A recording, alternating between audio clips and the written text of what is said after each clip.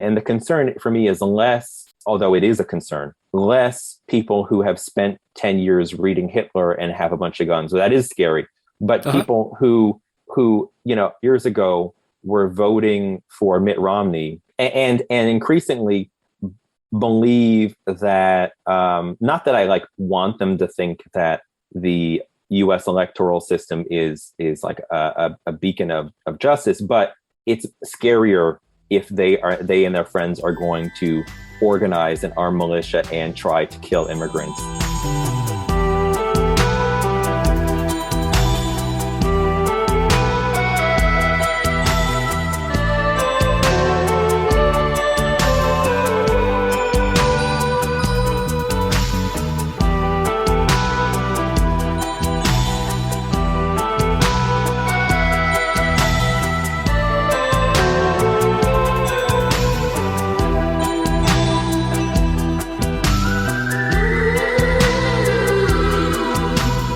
TENE is thrilled to host Mark Bray for an interview. Mark Bray, of course, the Antifa Guy, the author of Antifa, the Anti Fascist Handbook back in 2017, which has been translated into God knows how many languages, as well as translating Anarchy, the Anarchism of Occupy Wall Street, which is a sort of personal and analytical look at the inner workings of the Occupy movement, as well as some measured critiques of it. And also, I think most recently, is Anarchist Education in the Modern School, a Francisco Ferrer reader, which is a really exciting set of new translations of Ferrer's work, as well as some analysis. And I think anybody interested in, anarchism in education should really seek this one out. But today we have him mostly on to talk about anti-fascism and what's sort of happened since his book was published in 2017. We discussed the term Antifa itself, how it got associated with things like the Capitol Riots and other even crazier events in the U.S., the concept of outside agitators, whatever happened to the alt-right, QAnon, sort of new fascist terror cells, as well as armed anti-fascists. We also discussed some of the left critiques of anti-fascism and sort of bat around the complexities of coalitions and fronts and assemblies as ways of organizing against fascism, and a little bit about mutual aid and anarchism and how that intersects with the anti-fascist struggle. But before I send it over to the compound, just a word about what's coming down the pipeline for us. We have finished our second arc of episodes concerning Balkan history and nationalism, and we're moving over to the history of fascist America, some of the superstars and organizations that were dedicated to turning America into an anti-Semitic hellhole. But before we do, we're gonna take a little week-long summer vacation, so don't expect much from us in the next week. But we'll be back. We'll be back, and we'll see you in the U.S. So without further ado, here's our interview with Mark Bray. So welcome to The Empire Never Ended. I'm Fritz. I see Boris. I see Ray, and I see someone else, another special guest to the compound. We're having a lot of traffic through here these days. Hello. Yeah, this is we got Mark Bray here in the bunker with us. Hey, everybody. Mark, great to see you. It's how'd you find the place? I had to ask directions a few times, but I made it. Ooh, yeah, good. You can't trust everybody out there. You know, there's a lot of weird folk out there. But here it's safe. You're with friends now. Wonderful. Okay, so Mark, the Anti-Fascist Antifa is the name of the book, right? The Anti-Fascist Handbook. Came out in 2017, is that right? That's right. Mm-hmm. It was released like a week after Charlottesville.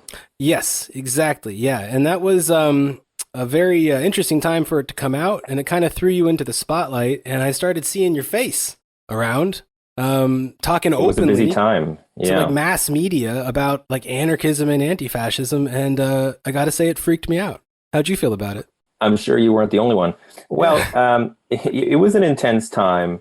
The timing of the book was super coincidental in some regards, but not in others. So what I mean is, I wrote the book in early 2017 because the struggle against the far right in the U.S. was popping off in the news. You had the punching of Richard Spencer in D.C. on Inauguration Day in January of 2017. You had the property destruction at the protests against Milo Yiannopoulos in Berkeley, like a week later or so. And it was a newsworthy topic. The publisher asked me to write the book so that it would be not something that took years to write, but that it would be a relatively quick work so that it'd be accessible to people. So I wrote it. But no one could have foreseen what happened in Charlottesville. And just to remind your listeners who maybe don't quite remember, right, that was August 2017. The Unite the Right rally in Charlottesville, Virginia. The main takeaway is that a fascist murdered an anti-fascist named Heather Heyer with his car. And that catapulted the question of Antifa into the news. And the publisher had scheduled the book to come out in September of 2017, but rushed it a month early to meet the demand. So that's sort of why it was timing like that. And it was quite an intense time, because this is a topic that was previously considered rather niche in the American context. It wasn't a household name yet, and I had the only book about it. So, it's a funny place to be. Yeah. And also, all of a sudden, the word Antifa, or Antifa, as I recall, was like everywhere. All of a sudden, you hear it in political speeches and like Fox News constantly. Mostly, as a derogatory term. I don't know how they intended to use it. I'm not sure if they even knew that it meant anti-fascist when they said it. Antifa. Trump used it. So what was your take on this evolution of this term and this name in America? What did it mean to people? Yeah, I mean, the tradition of militant anti-fascism in the U.S. was not something that was new. As some of your listeners probably know, anti-racist action and other groups in previous decades were doing more or less the same thing. 80s, I guess, for the anti-racist action. Starting in the 80s into the 90s and so forth. But they didn't use that terminology to describe themselves. And what they did really rarely broke out of a kind of radical left milieu. It wasn't something that regular people usually knew about en masse. And so when this became a newsworthy topic, it was really intriguing for some, scary for others, in part because you have a lot of anti-fascists wearing masks right away. I mean, this is prior to the pandemic, of course, when before it was cool. Yeah. Right. Before it was cool. Anti-fascists and anarchists have been wearing masks since before it was cool. Yeah. And you have the specter of violence, which always, drives clicks. I was going to say sells newspapers, but I'm like, what am I, the 19th century? It drives clicks. Yeah. For anyone who's been following the radical left in the U.S. for decades, you know that the right always looks for a boogeyman, really mostly to tarnish the Democrats. Yeah. They don't really consider, when you really think about it, they don't really consider the radical left to be relevant. They use the specter of the radical left to tarnish the Democrats. And so that's been done in the past with anarchists, with radical environmentalists, you name it. And so really, I think if you dig down into the right-wing use of the term Antifa in the U.S., it's been a way to call it, quote unquote, the paramilitary wing of the Democratic Party. And to say, you see, the Democrats are anti-free speech, they're anti-democratic, they're violent, they want to take away your gender reveal parties, and they wanted to, yada, yada, yada. And so that's where I think that was really the main takeaway. And then you have connected to that, maybe we'll get into this more, the usage of the phrase BLM Antifa. Yeah. Which comes around, especially in 2020, the effort to basically say this is all part of one big cabal driven in the shadows by the Democratic Party. I mean, I'm wondering if you're using the word cabal on purpose there. Do you also detect like these, the veiled anti-Semitic sort of... Oh, yeah, of course. Well, I mean, that gets into Qanon, right? Yeah. Which is a revival of the kind of blood libel, anti-Semitic mythology of I would say of the past, but it hasn't really gone away. Right. And so the QAnon conspiracy that liberals and Hollywood people and Democrats are part of this transnational pedophilia cult, et cetera, is lurking behind the shadows of all of this. And conspiracy theories have always been really germane to talking about the far right, and that's true now as well. Mm-hmm. Well, I was also a bit surprised to see all these, just watching the news and taking it at its word that the Capitol was recently attacked by a bunch of Antifa and anarchists, apparently, too. Really shocked me over here, especially because they were flying Trump flags and looked like Boogaloo Boys and were obviously fash. Right. Yeah, what's behind that? Like, do you know where that started? Well, as soon as Antifa gained currency in the right-wing imagination as a means primarily of tarring what they consider to be the left in the Democratic Party, you see Antifa being blamed for everything. Perhaps most ridiculously for the mass forest fires out on the West Coast. Oh, geez, I forgot about that. Yeah, right. And there were cases of people in the Pacific Northwest, like families being stopped by right-wing militias and being accused of being Antifa with guns pointed at them. Oh, yeah. There's all sorts of examples of, and then of course there's the claim that the property destruction and conflict that occurred during the protests against the police killing of George Floyd in 2020, that was really Antifa. In this kind of outside agitators sort of framework, isn't it? In that case, yeah. Yes, of course. Well, that goes way back. And Antifa fits the bill because it's usually people who are hiding their identity. So it's sort of a claim that, in a certain sense, can't be rebutted directly because it's people that don't want to say where they're from. Right. And that also ties into more anti-Semitism. If you think back to the civil rights movement of the 60s, with the claim that it was, outside agitator Northerners coming in to stir up Black people, and the claim that these were Jews, or, well, I mean, a bunch were, right? But that they were predominantly Jews, or that they were being manipulated by Jews, because in the white supremacist imaginary, at least in the US, it's Jews at the top running this conspiracy to get Black people to do awful things that are actually against their real interests, allegedly, et cetera, et cetera. The real interest being to serve white people politely. Right. Yeah. Right. And I think even maybe like the kind of European origins of the term Antifa and just like the way of pronouncing it also makes it kind of mysterious to the average kind of right-wing American, right? Like where does this even come from? How do you say this? It's kind of adds to this European Soros mystique. I think that's true. Right. So it's a bit of a strange term for most Americans. It doesn't roll off your tongue naturally, although most Americans don't know that it's not pronounced Antifa. So that's just not generally known.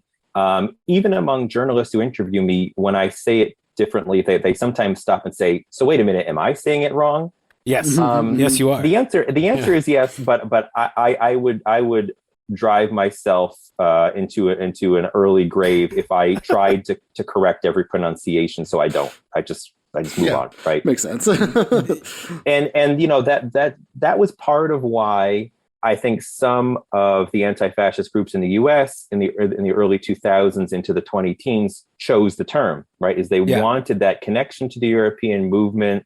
They wanted to use the symbols of Germanic origin of the arrows and the flags and so forth, which was not really used so much by anti-racist action in the 80s and 90s. If you look at their old lit, but then of course it makes it sound other. It makes it sound different.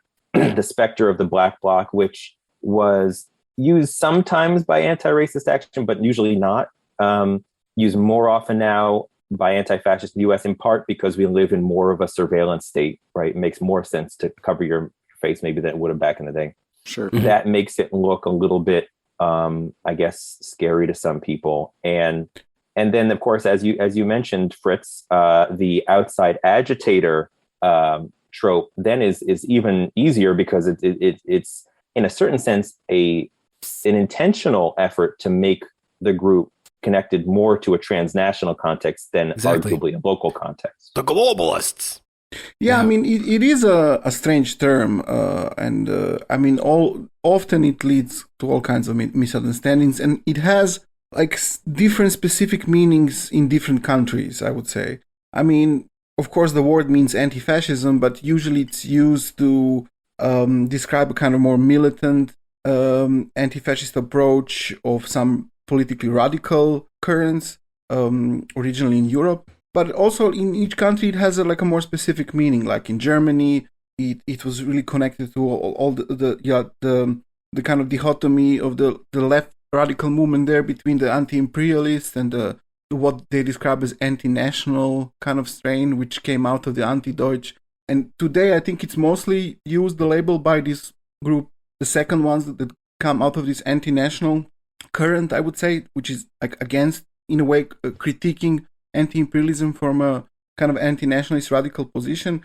And in Greece, for example, there are a lot of anti-fascist groups, but most of them don't use the term Antifa. For example, anarchist anti-fascist group usually call themselves anarchist.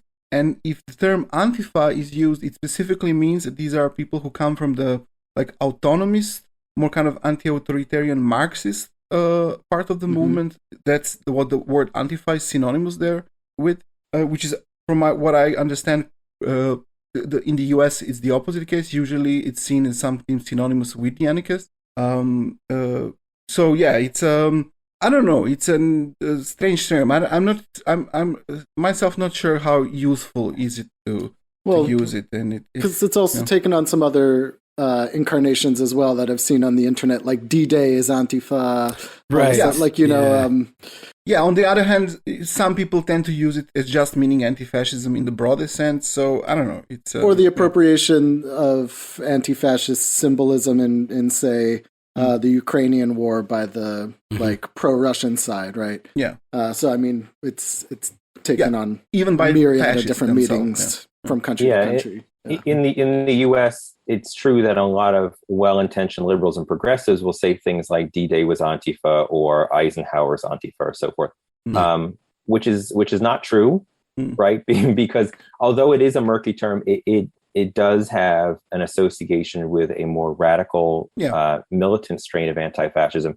I think that in a certain sense, in the U.S. context, those kinds of incorrect memes have given some, I don't know, for lack of a better word, cover to the militant anti-fascist movement for generating support among people who are on the fence, even though I never hesitate to say that those things are incorrect and that this refers to a radical tradition, although granted, of course, one that has different connotations and associations and contexts in different countries. And, that raises a kind of question of what different kinds of anti-fascism are and have looked like. How do they relate with each other? What are the goals of the different schools of anti-fascism? In the U.S., certainly the militant anti-fascist movement is predominantly anarchist, but there is significant communist and socialist participation as well. So it does vary by context. Particularly historically, right? I mean, back in the 20s and 30s, you had groups primarily coming out of different ethnic organizations that were, say, Italian Americans opposed to fascists, or Hungarian Americans opposed to Horthy or something. Sure. Who were mostly communists at the time, right? Or socialists. Well, yeah, I mean, I think in general, the anti-fascist struggle reflects what the left looks like in different contexts. The caveat being that there are instances where certain sectors of the left don't consider anti-fascism to be a priority, and don't necessarily engage in it. But in general, it kind of reflects the left, or at least the part of the left that considers it to be a problem. Yeah, how do you see those kind of critiques? Like, one particular comes out of the Italian communist left in the 20s that sees anti-fascism as a kind of reformist movement that goes into a liberal direction by making these coalitions with liberals to defend democracy against fascism, and in that way kind of give up this idea of a revolutionary change. What's your view of these kind of critiques of anti-fascism? Yeah, it makes me think of I think it was February of 2017, I was in the French Pyrenees doing some book presentations about my Occupy Wall Street book. And the publisher had just asked me to write the book a week earlier. And so I figured I'd take the opportunity while I was in France to speak to some people, interview some people, and just kind of get the research going. And I was hosted by one of the kind of like whatever 4 different French CNTs. And they and I was speaking to some of the comrades there about their view on the anti-fascist struggle, and some of them said, this is a paraphrase, but it's really is pretty close to the gist of what they're saying. Oh, you defeat fascism by making the revolution. Yeah, right. Okay, well, if you wanna if you can do that tomorrow, then I'll be right there with you. But of course, the question becomes, what if we can't do that, right? Right. And of course, in the early 1920s in Italy, for example, the prospect of a successful revolution was real. Mm-hmm. And in other contexts, most other contexts in this history that we're talking about, it has not been. So, I think that the notion that essentially any goal that does not directly lead to revolution is bullshit is bullshit. Because unfortunately, we're not strong enough to do that right away. And fascists do need to be struggled against. Now, that having been said, there are arguments to be made for and against different approaches to anti-fascism. And certainly the general militant take that you resist fascism, not just because it's fascism, but because it's a kind of egregious symptom of structural issues that you need to transform in society, that's really essential, that you don't try to prop up the status quo in order to stave off fascism. That's really essential as well. And the militant anti-fascist critique that the police are part of the problem, not part of the solution, that the state can't be trusted, the state's part of the problem, not the solution. When you put that constellation of considerations together, to me, anti-fascism, militant anti-fascism has been, speaking here primarily about that movement in recent years, has been a really successful vehicle for political education among the left about the nature of the state, the nature of the police, in a context where in the US, prison and police abolitionism, coming predominantly from a Black radical tradition, has really taken off and has dovetailed with some of these critiques. That to me, it has taken on a kind of radical life of its own beyond simply struggling against self-described fascists. And but that having been said, it's not as if that provides us with completely easy answers, right? What about the question of militant anti-fascists working in coalition with centrist or center-left groups or unions or political parties, right? I mean, my short answer is it depends on the time and place whether that makes sense. And I think that is not only a question for anti-fascism, but for revolutionaries in general, radicals in general. How do you interact with those who don't completely agree with you? And I think that if it's task oriented, if it's movement specific, campaign specific, and if the terms of participation and collaboration are very clear and don't significantly contradict the underlying values that you're promoting, I think that it's necessary. Again, if you don't have the power on your own to do everything on your own, which people of our movement of the anti-authoritarian left tend not to have in most places and most times. Yeah, I'm thinking back now to your writings on Occupy back in the day, and I remember the phrase you used at one point was "shit show" for those situations in which those concerns were not taken seriously, and everybody that walked by and said you were cool gets to participate. So I guess, I don't know, do you feel like those lessons were learned? Well, I mean, when are lessons learned? Unfortunately, more often than not, they are not. But yeah, that was a popular term during Occupy Wall Street. Everything that went wrong was called a shit show by people. And it's funny how those languages kind of take on a life of their own. But it's hard to coalition politics is hard, and it's contentious, and it often falls apart. But I do think, though, if we want to bring the conversation back to a bit more of a specific context, looking at the U.S. struggle against the far right over the last couple of years, there have been some relatively successful efforts by rather broad coalitions to do this. So the group of groups that organized the protest against Unite the Right in Charlottesville in 2017 included an Antifa group that's affiliated with the Torch Network. It included a anarchist people of color group, a student environmental organization, a Surge chapter, which is kind of a progressive, predominantly white anti-racist group, and some others. And despite some significant ideological and strategic differences, they managed to kind of get on the same page and organize a joint protest, which was successful. And there are other examples around the country of this happening. Even thinking about in Portland, Oregon, the efforts by Rose City Antifa and a group called Popular Mobilization or Pop Mob, which is this more open-face mass anti-fascist kind of group, to organize together and have sort of different ways for people to plug in. It can work, but in my book, I interviewed comrades from Scandinavia and elsewhere who said, this one time we organized with parties and unions that were great. The next year, they considered us scum and wouldn't talk to us. Right. I was about to say, do you think that some of these examples were successful because of the fear of the threat that was posed by the kind of rising right? Because I know in the past, it was in the United States, for example, it was difficult to organize a kind of broader coalition to go against a Klan rally or a Nazi rally. But, they would fall apart very quickly because of this issue of violence usually and how it's applied, or whether it's, defensive violence or whether we should, attack the Nazis or not. And so I guess this kind of looming specter of rising neo-Nazism or neo-fascism or whatever, allowed for the conditions for some of those coalitions to be made, huh? No question. And in any context where a radical formation is not powerful enough to make itself essential to what's going on, there's always the potential and the likelihood that when we're no longer necessary, we're going to get the boot by more centrist formation. That's just what happens. But hopefully in the process of engaging, people on the radical left can influence some of the people, some of the strategic outlooks of what's going on. And with anti-fascism, I think that has happened to some extent. The notion that self-defense against the far right is legitimate is much more accepted than it was prior to 2017.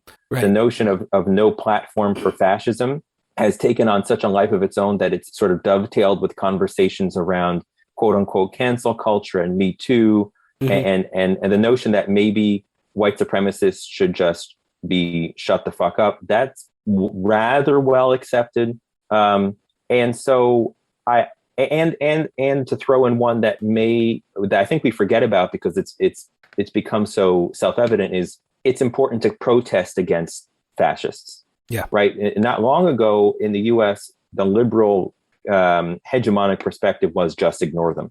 And I think that's taken a serious hit as well. Now, that doesn't mean that in the coming years, Antifa groups will be embraced with open arms by the center left. Not at all.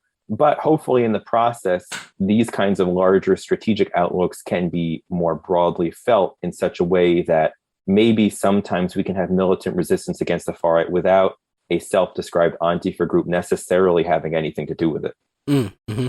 I think also there are, to go to something that we discussed a few minutes ago, I think there are ways to have some broader coalitions, but not to make a kind of a coalition, a front in a classical leftist sense that there to defend democracy or something like this. So to give again example of Greece, for example, where one of the most common words that you would hear in the radical movement is the word assembly, and everyone is a part of some assembly, or often many at the same time. And okay, it can mean different things, and there are many different assemblies that they organize and questions around they organize. But what it usually means is that when it comes to, for example, an anti-fascist assemblies, is that they are organized, that people participate them as individuals. And this is also, I think, a development that has to do with the kind of a pretty large anarchist movement that exists there and the influence that it has. So even the broader kind of social movements and even the left, which is outside of anarchism there usually, as it's seen, kind of adopts some of these more anarchist ways of doing things. So the most dominant way of organizing anti-fascism there is not through, what where I come from, usually leftist group push for is let's have a something that's called a front, even if it is like 5 groups that have 5 members, we will call ourselves a front, and then we'll have a statement or something like this. No, you don't do it like that. We have a weekly assembly, and you go there to as an individual, and in a way, you are forced to state what you really think, and not read some kind of a statement from your little group or something like this. And this creates a completely different kind of dynamic for doing things. Of course, this way of doing things also has many problems that go with it. But I mean, I mean, in a way, it's outside of some of these critiques that are directed to critiquing anti-fascism as necessarily something liberal that defends democracy or something like this. I think maybe. Sure, and the question of, are we here to defend the status quo? Are we here to defend democracy? I think just focusing here on the U.S. context, in some ways has been a bit bypassed by the importance in the struggle of acknowledging the white supremacist history of the United States. For example, in the struggle against the Confederate monuments, resistance to the Trump slogan "Make America Great Again." A lot of leftists of a variety of backgrounds will say, America was never great. The renewed focus on, acknowledging indigenous sovereignty, of talking about genocide and the theft of the land. That these kinds of relatively widespread historical issues, widespread in the sense of being acknowledged by a lot of the left, I think gives a sort of way for those who in their own minds think they're defending democracy versus those who think that they're pushing for a revolution to share a common language and a common phrase around focusing on the white supremacy now, white supremacy historically, and how we need to kind of get at the roots of what's wrong with all of this. Now, that doesn't, eliminate that tension, because that tension is always there. As long as there is a kind of status quo that a lot of the left wants to defend, and an anti-fascist movement, you're going to have those tensions. But I think it's interesting that in the U.S. there has, at least for the time being, been a kind of a place that both of those factions, for lack of a better term, can kind of coexist in a commonly shared critique. Interesting. So we talked a bit about like left or anti-fascist coalitions, but there's also growing fascist networks. Multiple groups also showed up on the other side of Charlottesville. One of these being the alt-right. But I'm wondering if it's hard to really tell from a distance, like what's going on with them. Do you have any information about what happened to the alt-right? Is that still even a thing? Did it go with Milo Yiannopoulos? Where is it? What's it doing? Yeah, well, it was only ever really a term, right? It was an effort by the white supremacist Richard Spencer to try to rebrand far-right politics as being alternative and trying to capitalize on the kind of cachet of that term around being perhaps a bit counterculture as he might see it. You hear Milo Yiannopoulos and others talk about like right-wing politics as a new punk, right? Great. Which is... To be fair, Nazis usually are counter a lot of cultures, so it's not wrong. Right. But but then there is the other thing of like the Sex Pistols putting swastikas on their clothing and stuff, which there is something to be said about that, but maybe we don't go there right now. So it was an effort to kind of lump a bunch of different factions of the far right, some that are explicitly fascist or Nazi, some that kind of dabble and try, sometimes called the alt-light. Yeah, right. Those who try Laura to Southern, have a bit of like people. Lauren. Yeah, they try to have a foot in both camps of the kind of center right and the far right. And I think you can think of the Unite the Right rally in 2017 in Charlottesville as perhaps the pinnacle of the success of that term, because in the months leading up to that, I remember watching CNN or whatever, and they would talk about an issue and they'd survey perspectives from different points on the political spectrum. And sometimes they would bring in, an alt-right figure and says this, that, and the other. Right. So I think that their efforts to try and have that as part of the discourse were gaining some momentum. They were becoming a bit successful before the Unite the Right rally. And the language of Unite the Right summarizes a bit of the goal with alt-right, that let's try to create a political position to the right of the Republican Party that we can kind of all get together and work from. And I think anti-fascist resistance played a big part in smashing not only that organizing effort, but the utility of the term. because the resistance to that event and the resistance to that event caused these factions to start to turn on each other, which was probably going to happen anyway, because Nazis love killing Nazis. It's an old tradition for them. Yeah, and the question of like, do we let we're right-wing groups, do we let Jews in? What's our perspective on women? There are all sorts of issues of division that inevitably came out. So they all started turning on each other. Which of us are feds? Well, there's that too, right?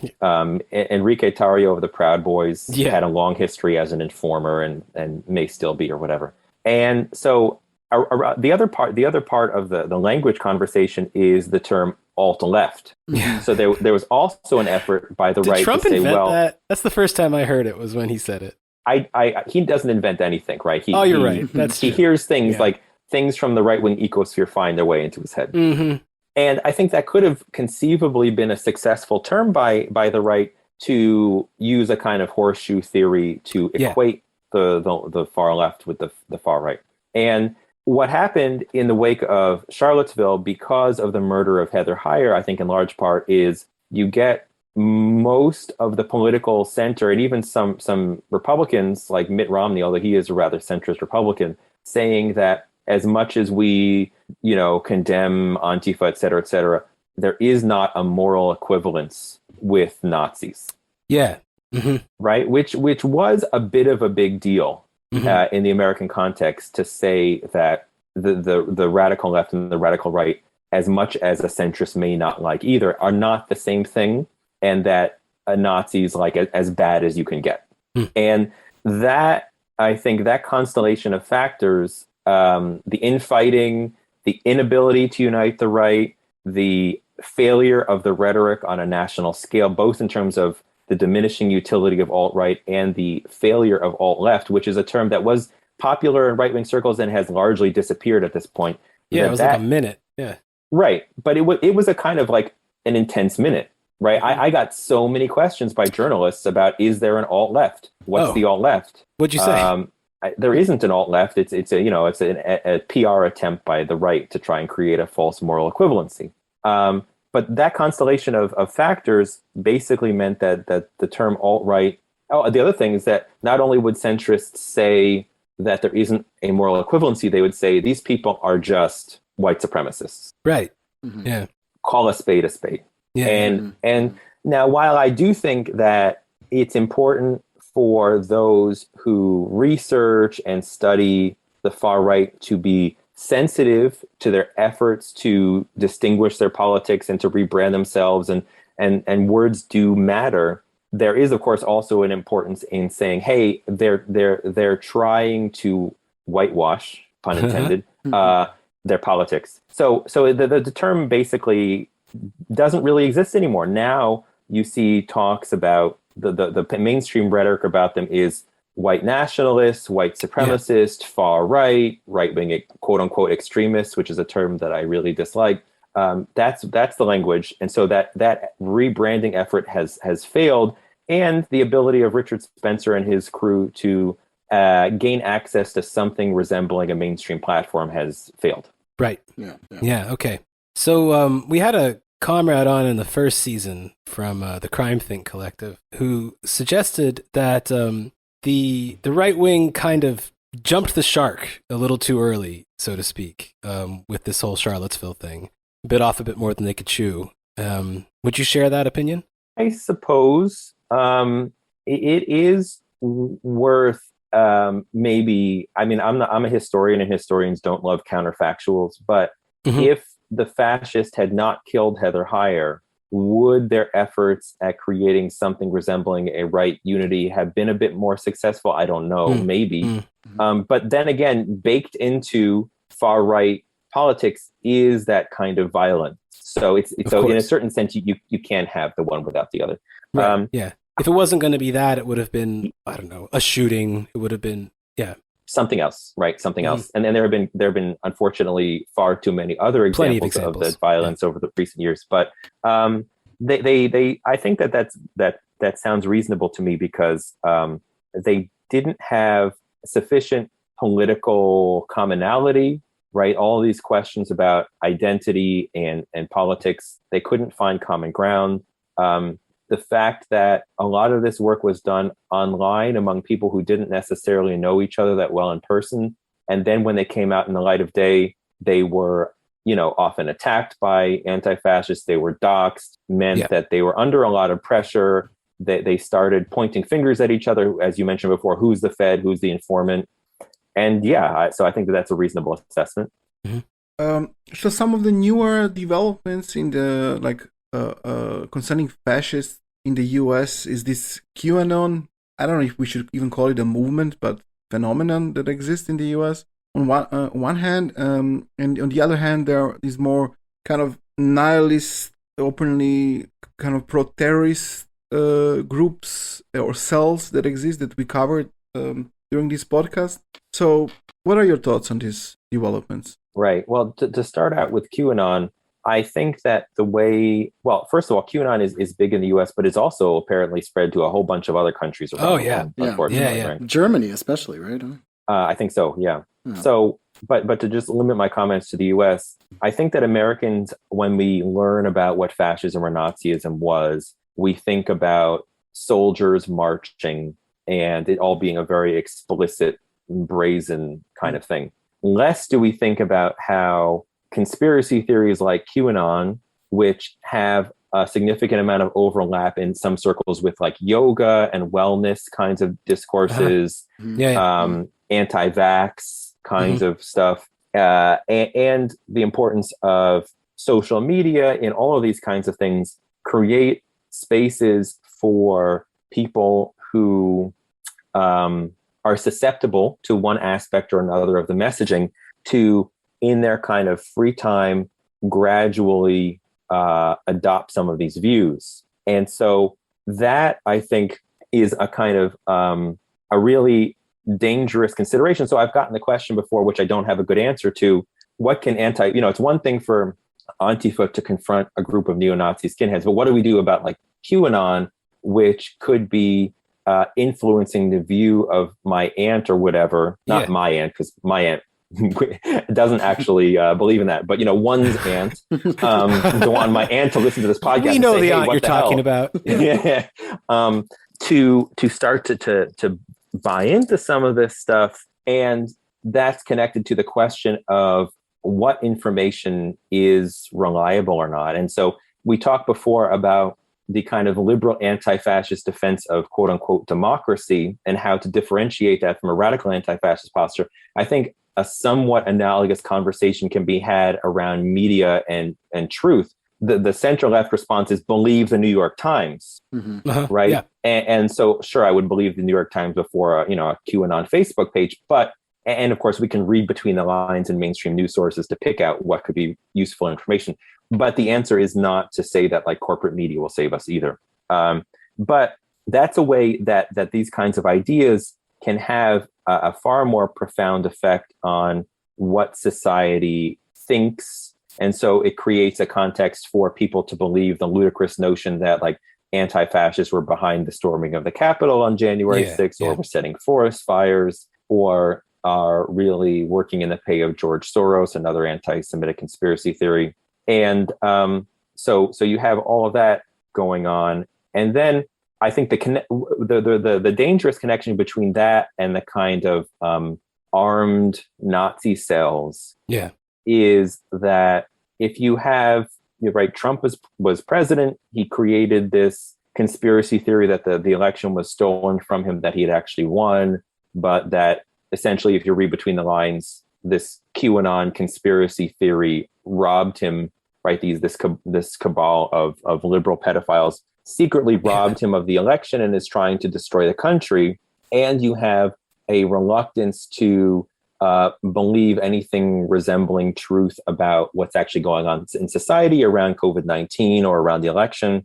Then if you're a quote unquote patriot in the US and you think that you love your country and you think it's been stolen and you think that electoral politics is really just a fraud because it's run by this conspiracy theory, and you also happen to love guns and have a bunch in your basement, then what means of social transformation is left for you.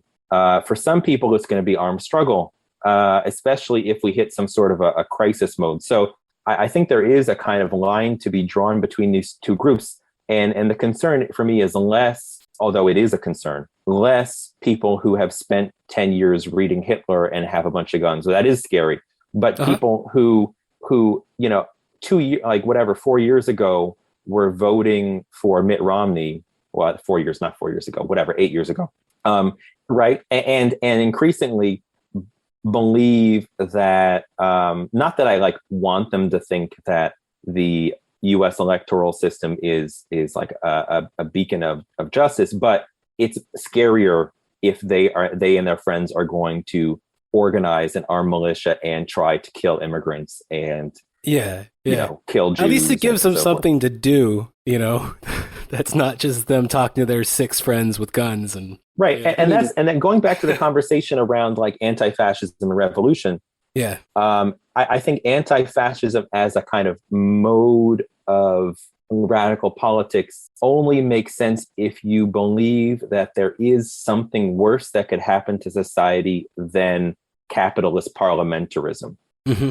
And I do, and we've seen historically that it can get worse, which is not to say that we don't also struggle against that. But you can see in this conversation how people going from having Mitt Romney bumper stickers to we need to bomb synagogues and kill immigrants because our country is being stolen. That is a step in the wrong direction. Yeah, but right. I would also say that from a radical point of view, it's important to point out that normal capitalist parliamentarism also necessarily leads into these worse things. So that by defending it, you are also defending the conditions for fascism to again appear at some point.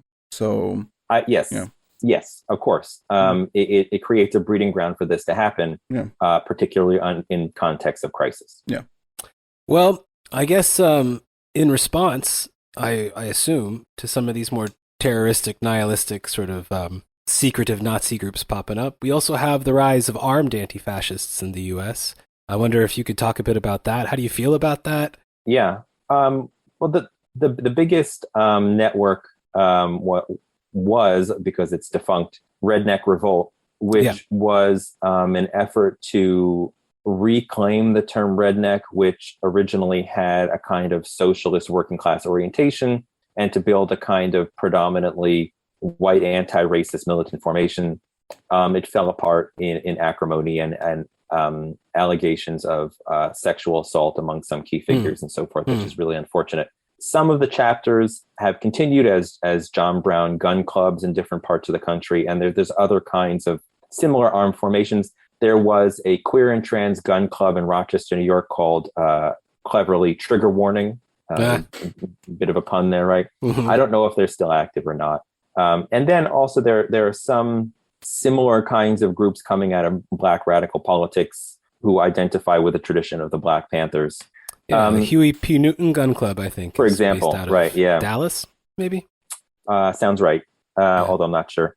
And, there were some instances, I think I can think of an example. I think it was in maybe New Mexico, of one of the Redneck Revolt groups with guns showing up to confront a right-wing rally. But other than some sort of isolated incidents, it's not as if you get armed street battles between fascists and anti-fascists in this country. It hasn't really happened, despite the fact that journalists spent a lot of time talking about the possibility. Yeah.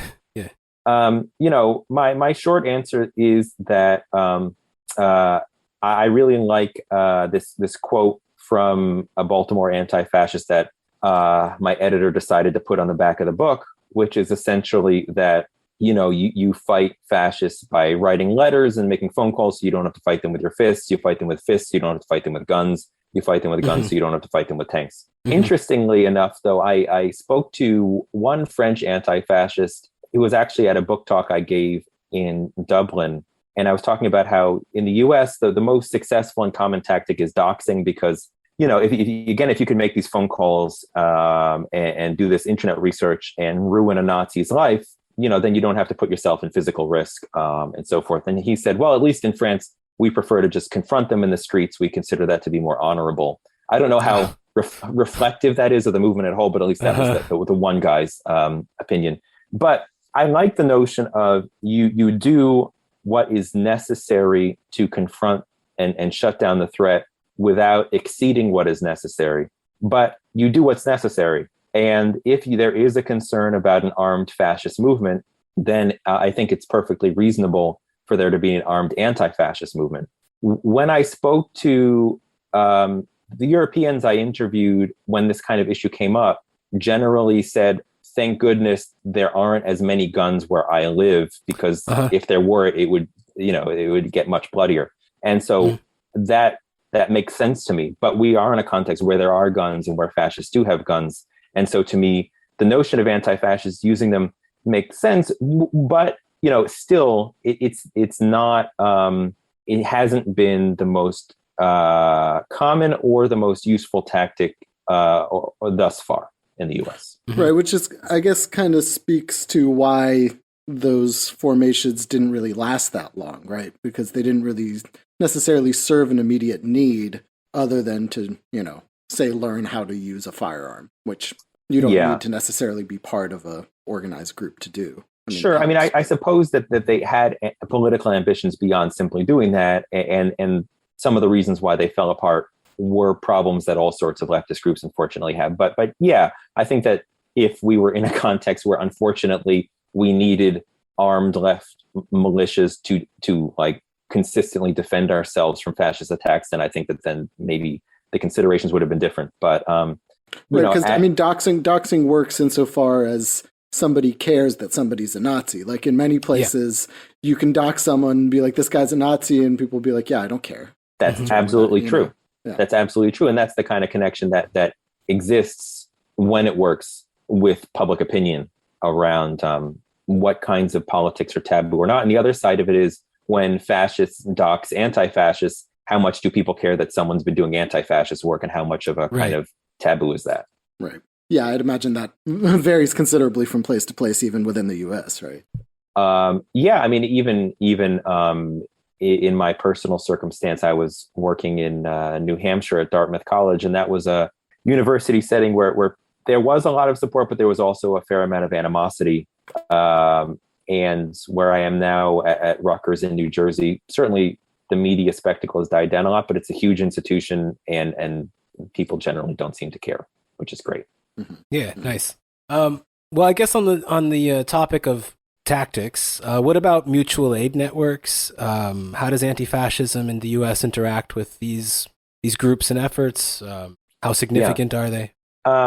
Well, despite what mainstream journalists tend to think, which is that people who are in Antifa groups only ever do that and don't do anything else and have no other identities or activities, right? We know that radical leftists who do anti-fascist work also do other kinds of work.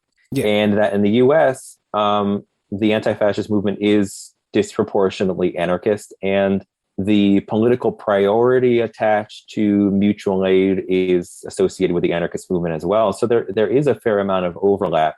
And in some places, like I think it was Montreal, they had a Food Against Fascism kind of group, which is a kind of like a food not bombs to provide food to people in need, to counteract efforts by the far right to only give food to white people. And there's equivalent kinds of right-wing efforts to do that in Italy and Greece and so forth. So there are some examples of it being very explicitly connected in that way in North America, but more generally, there's just a lot of overlap. And in contexts like the pandemic or natural disasters, the importance attached to mutual aid efforts has been more significant. Beyond that, though, I don't really know of a lot of efforts in a formal sense of well, actually, you know what? Strike that. In Portland, Oregon, there have been cases of Antifa groups actually doing the mutual aid work themselves as well. But that's a bit more of an exception. Usually, if it's the same people, they're doing it kind of under different umbrellas. Yeah, okay. So I guess that's more talking about, we're talking more about, I guess, anarchism in that case, aren't we? And autonomous collectives and such. And it's more about how they engage with anti-fascism rather than how do anti-fascists engage with. I suppose that's right. Yeah.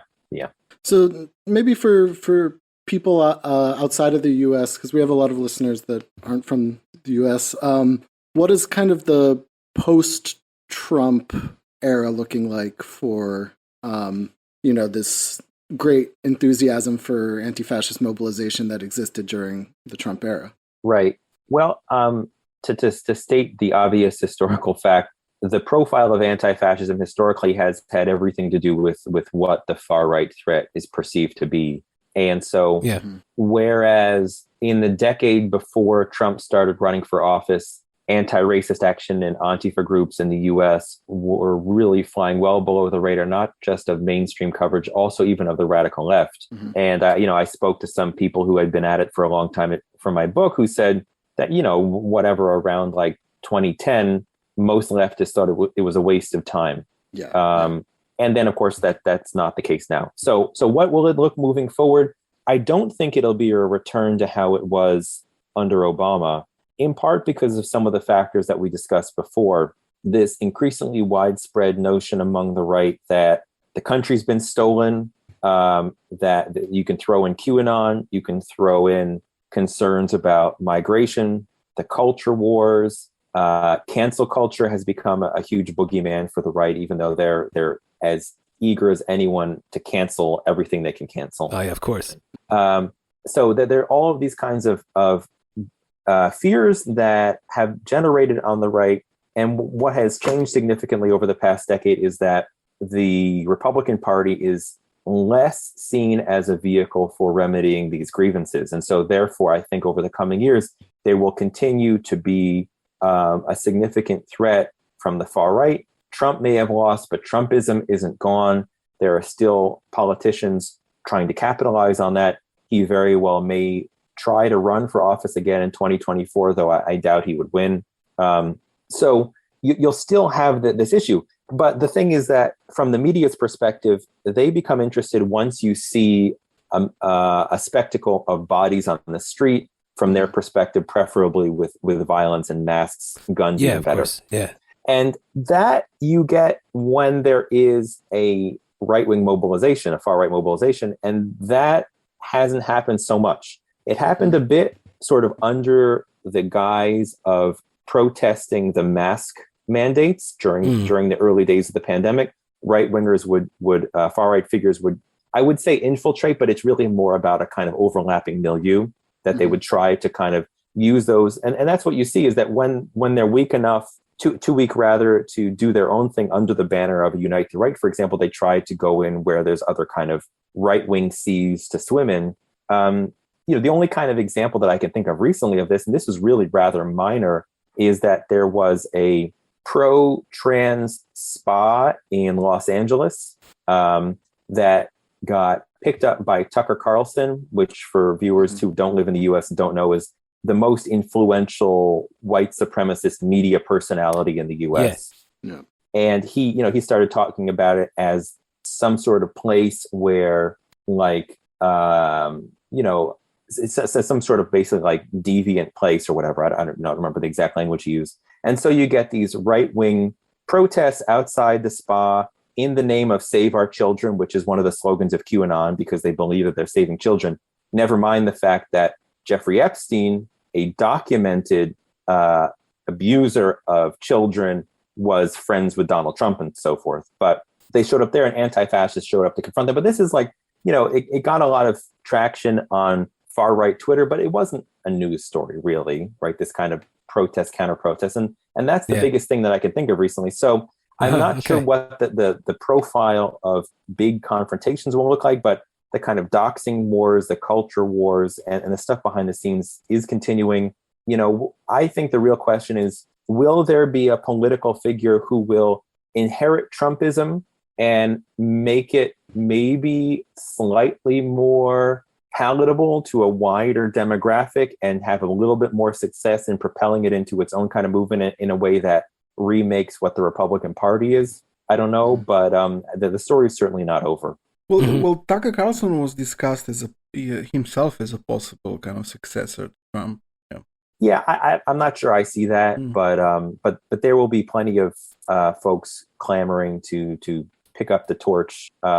which is an Olympics metaphor, but also was something the Nazis created. So it works both ways. Yeah, very nice. Very nice. Is Tucker still wearing that fucking bow tie? I don't know. I think Speak of deviance. He stopped.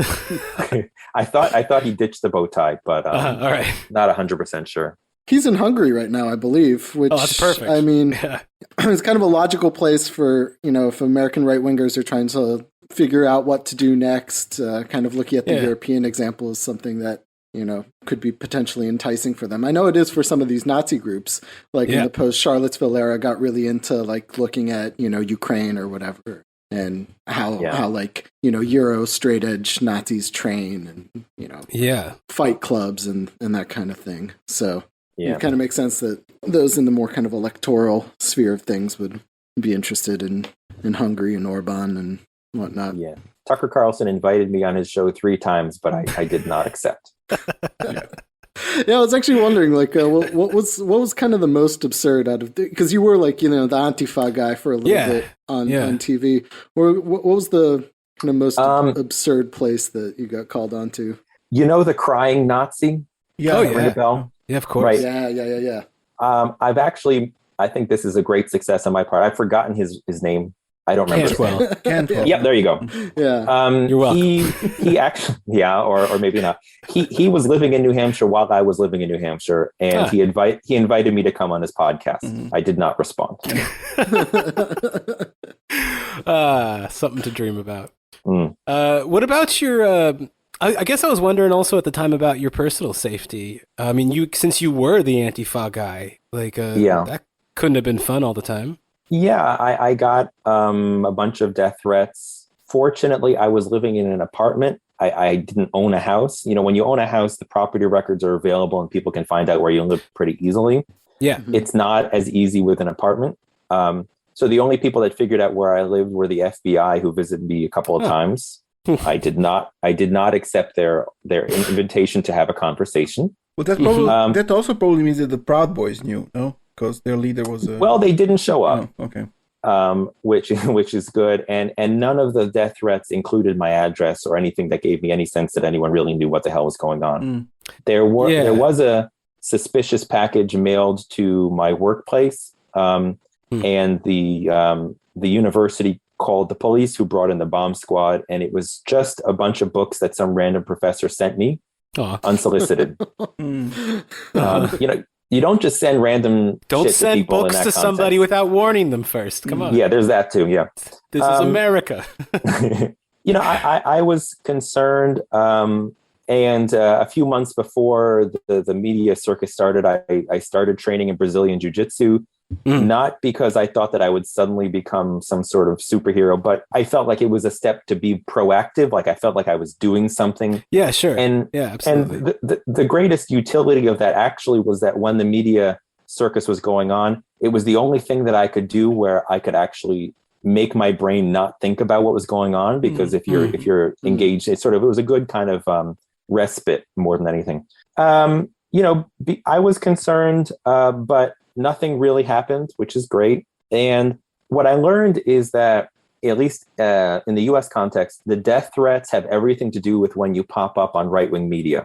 So if Fox News does something about you, or Breitbart, or one of these outlets, then the death threats come to the degree to which that media cycle in the right-wing media happens. And I just didn't do any interviews with Fox. I don't take the bait on Twitter. I don't engage with trolls ever. And so that really kind of takes the edge off of things. There are some left-wing personalities who do want to go on Fox and yell, and fine, that's their prerogative, and I don't critique them for it necessarily. And there are some who like to fight with trolls on Twitter. Fine, go ahead. But I don't enjoy doing that, and I do think that it creates those threats, because otherwise, if I'm talking to Democracy Now! Or whatever, right-wingers aren't going to know about it.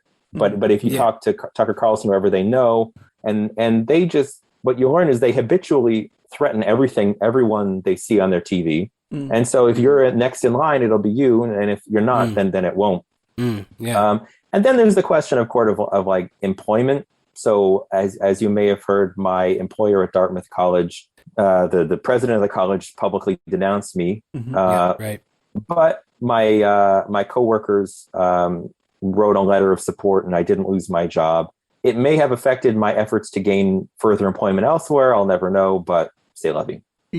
Well, I guess on that note of you, let's say avoiding the trolls and stuff like this, I will say though that you've always been like, I'm gonna call it a paragon of cool when confronted by. Oh, that's very sweet. Confronted by like ludicrous questions from audiences, C-SPAN callers, stuff like this. I mean, really, I've always been really impressed by how you've handled this. And I think one of my favorites was when that dude was like, "Oh, cat's fucking up my shit." All right, Sabo cat. You implied that this caller might be an anarchist because he clearly hates the state a bunch. You know, he's like, you should think about that. Yeah, meditate on that a bit. Yeah, always classy. Yeah. So, what I thought I'd do is, you know, I'm not sure if you get to do this much anymore. You know, I mean, the people have moved on now to the critical race theory invasion in the schools, and Antifa is, you know, it's not making as many headlines as it used to. So I thought maybe, I don't know, you might like handling some of our viewer questions here. Sure. Yeah, we've got some callers on the line. Yeah. Okay. All right. I for the record, I don't know what Fritz has cooked up for us. Yeah, so, I didn't cook up nothing. The lines are lighting up, man. I've got the whole switchboard is on fire here. People want to know. People want to know. Yeah. So, all right. I guess what I'm going to do is I'm going to let in some of these calls here. We'll see how this goes. All right. So it looks like we've got Giovanni on the line here from Dallas, Texas. So let me switch it over to Giovanni here. Sir, I'm against violence in all forms. I don't care if you're an anti-fascist or a crypto-fascist or any other kind of fascist. So my question to you is, where is the police? Why don't they bust some heads and take care of all this violence? I'll hang up and listen to your answer. All right. Thank you, Giovanni. Mark? Okay. That in one form or another is a common question. Although you sort of, Giovanni or whoever, sort of brought two common questions together, which is the I'm against all violence question of kind of pacifism. Yeah. Why can't we change hearts and minds and so forth? Why can't we turn to the 60s or whatever? And why can't the police do something about it? But I do think it's very, instructional that Giovanni brought both of those together, because they are kind of related in the sense that a lot of self-described pacifists are not so much pacifists when it comes to the role of the state in dealing with all of this, right? They're pacifists when it comes to people resisting, not so much when it's time for the state to do something. Generally, my kind of, the kind of tone or whatever I'll adjust to the audience. But the short answer is strict pacifism didn't work with the Nazis. Why would it work now? It didn't even work with the National Guard, as I recall. Well, there's that too. Talk about the white supremacist origins of the police force and the infiltration by self-described Nazis within their ranks, and the police favoritism shown to the white supremacists, and so forth and so on. And so that would be the constellation of answers that I would give in a more concerted form if this were an actual person asking me. Oh, he's real. Yeah, he hung up, so he can't respond. That's unfortunate. I've also got a Trevor on the line. You want to handle Trevor's call? Let's do it. Sure. All right. So this is we got Trevor here calling from I believe he's calling from Grand Theft Auto San Andreas. Trevor. Okay. Trevor, are you there? Yeah, hi. Since fascism and communism are the same thing, as we know, and fascists are like the real left wing, aren't then anti-fascists the real fascists since Nazis are socialist? And doesn't that mean that anti-fascists are the real right-wingers? And since fascists are leftist, doesn't that then make anti-fascists like the real left wing, which is, of course, like the real right wing? Thank you. Wow. I didn't know that in the Grand Theft Auto world that they were discussing political ideals like that. Well, not well. Not well, no. So there's a lot to pull out from there potentially, but the first thing is, the notion of national socialism and socialism, or like Mussolini calling his politics, national syndicalism. Right. And The short answer to that is that fascists and Nazis stole a lot of ideas and a lot of symbols and paraphernalia and modes of mass politics from the left, Right. but drained it of its class struggle and internationalist and liberatory character. Yeah. And what I think I said once to one right-wing person, if the fact that the National Socialists call themselves socialists, in other words, if a group describes themselves as something, if that necessarily means that they are actually that thing, then do you believe that the Democratic People's Republic of Korea is actually democratic? Right. So some or buffalo wings are not made out of buffalo. That's a common rejoinder in the U.S. It's a sham. And then, the other thing, which I'm not going to spend 5 minutes answering, but if I were in front of a crowd of progressives, I would spend 5 minutes discussing, is the idea that, actually there's just so much going on there that I forgot completely what I was going to say. But I think it was something about, does the kind of militant tactics of anti-fascists means they're fascist because we've been accustomed to associating like breaking up meetings and being violent with fascists. I say the one thing that fascists and militant anti-fascists have in common is that they are illiberal. They don't share the kind of liberal notion of just kind of a free market of ideas. Other than that, they disagree on everything else. And, feminism versus misogyny, internationalism versus national. You can go through the whole list. So it's different stuff. We got just 2 more callers. You got time for them? That's it. 2 more. Maybe we could hear both callers and then we could address what both callers have to say. All right. So I'm going to bring in PJ Fluffernutter here from Kalamazoo. All right. Here he is. Thank you for taking my call. I just want to say that I support the anti-fascist super soldier program that you work for, and I want to ask you when the takeover of the U.S. government will happen and where I can get the Antifa super serum for myself and my dog, Alexander Barkman. Thank you for taking my call. All right. Thank you, PJ. All right, thank you for that. We have, I don't know if any response is really necessary for that. The serum is widely available now thanks to the Biden vaccine program. So let's get Dustin on then finally. He's calling from Queens. Dustin, this is a last question here for Mark. Mr. Bray, big fan of your music. I played your tune, I Just Need a Drink, at our Promise Keepers camp a couple years back, and I gotta say it was the song of the summer. But I do just want to ask, I sent my child to Dartmouth, and in her very first semester, she was told that the planet was shaped like a goddamn basketball, that World War II was started by Germany and not the elders of Zion, and that me and her mama are some kind of fancy monkey, so I want to know when the Antifa organization is going to do something about this fascism in the schools. Thank you very much. All right, well, that's it. Thank you, Dustin. Mark, fascism in the schools? It reminds me of how I would get people telling me, like, because of you, I'm not going to send my kid to Dartmouth. I remember that one. Yes. One, as if your kid was going to Dartmouth, and 2, as if I would care. I was waiting. Yes, thank you. Yeah. And then the super soldier thing was a bit funny because that whole thing got started because there was this, what was it? I think it was the Revolutionary Communist Party, the Bobavakian party. I think that they put out some sort of anti-fascist day of action back in like 2018, maybe. I think it was March of 2018. Something like this. Yeah, I think it was March. Yeah. And so then like everyone picked up this one little call by this one kind of faction and thought that was when the entire left was going to try and take over the government or something.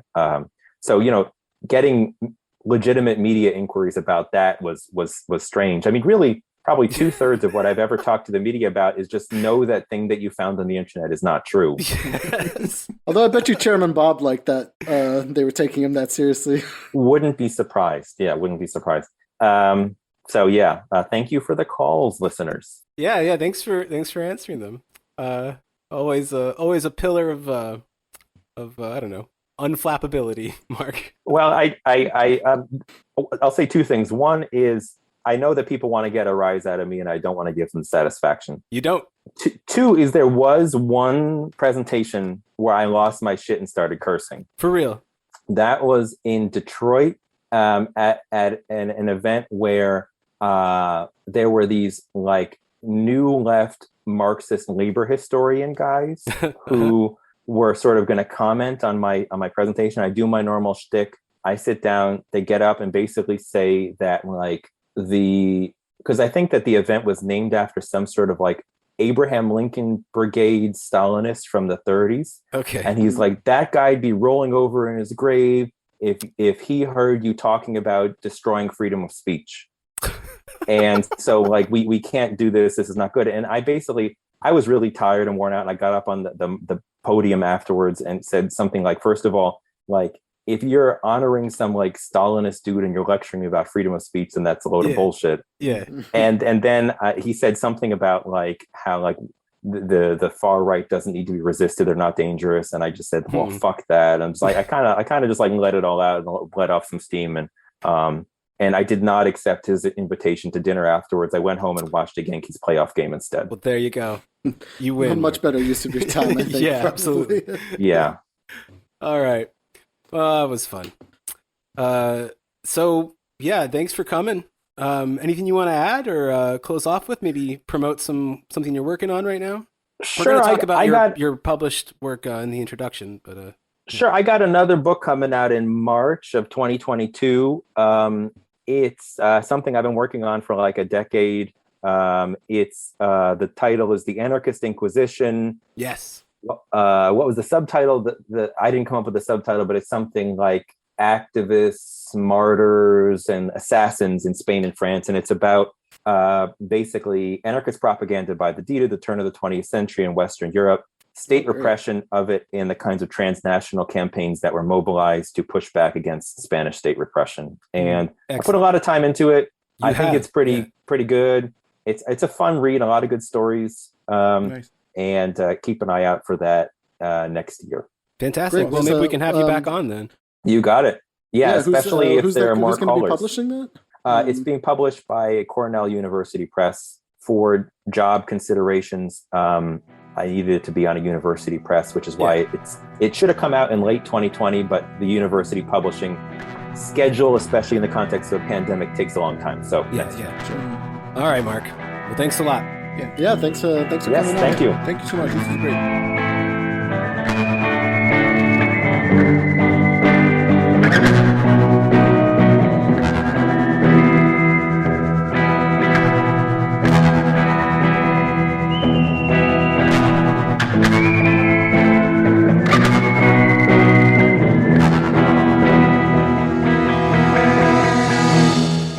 Hey there, Fritz here from The Empire Never Ended.